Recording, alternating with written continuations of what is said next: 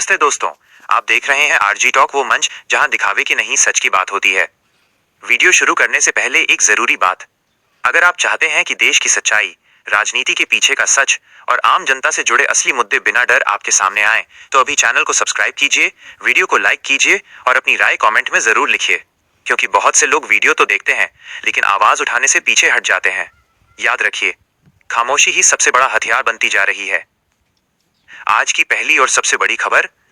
दोस्तों, जो खबर मैं आपको बताने जा रहा हूं, उसे सुनकर आप हैरान रह जाएंगे।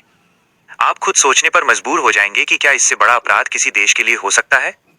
देश के प्रधानमंत्री के सबसे करीबी माने जाने वाले अडानी समूह के एक पोर्ट पर करीब 260 करोड़ रुपए की ड्रग्स पकड़ी गई। ये आरोप कोई सोशल मीडिया यूजर नहीं लगा रहा। ये बात संसद के अंदर राज्यसभा सांसद संजय सिंह ने सरकारी दस्तावेजों के साथ रखी।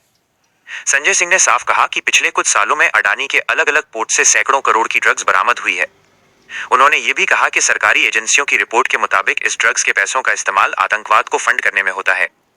ये बात मैं नहीं कह रहा, ये बात सरकार के रिकॉर्ड में दर्ज है। अब सवाल उठता है, अगर किसी आम आदमी के पास 1000 रुपए की भी कोई गैरकानूनी चीज मिल जाए तो उसे सालों तक जेल में डाल दिया जाता है। लेकिन यहाँ बात 260 करोड़ रुपए की है और फिर भी ना कोई बड़ी बहस, ना कोई जवाबदेही, ना कोई गोदी मीडिया की डिबेट।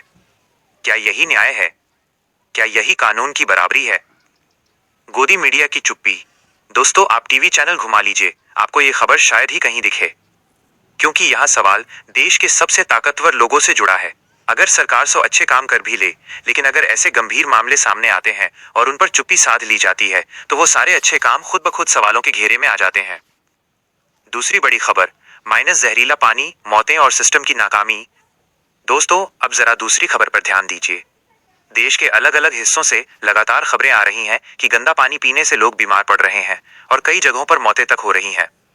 आज फिर ऐसी ही खबर ग्रेटर नोएडा से आई है। यहाँ सीवर का गंदा पानी पीने के पानी में मिल गया, जिससे कई लोगों को पेट के गंभीर संक्रमण हो गए। पानी के सैंपल जांच के लिए भेजे गए हैं, लेकिन सवाल ये है, क्या जांच से मरे हुए लोग वापस आ जाएंगे?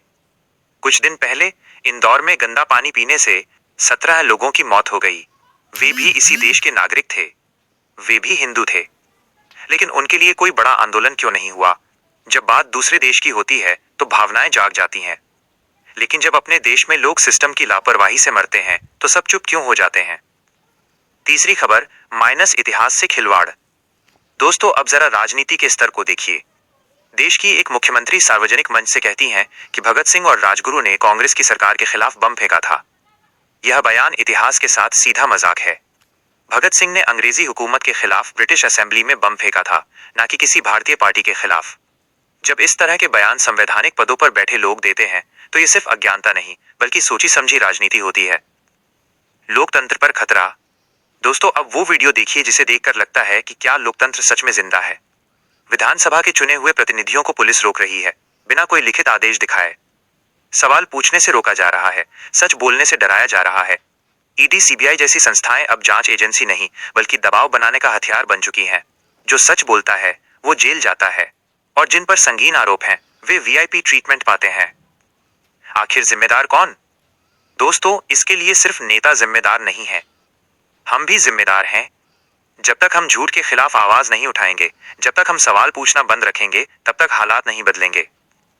अंत में एक अपील, अगर आपको ये वीडियो सिर्फ 1% भी सच लगा हो तो इसे लाइक कीजिए, अपने दोस्तों के साथ शेयर कीजिए और चैनल आरजी टॉक को सब्सक्राइब कीजिए।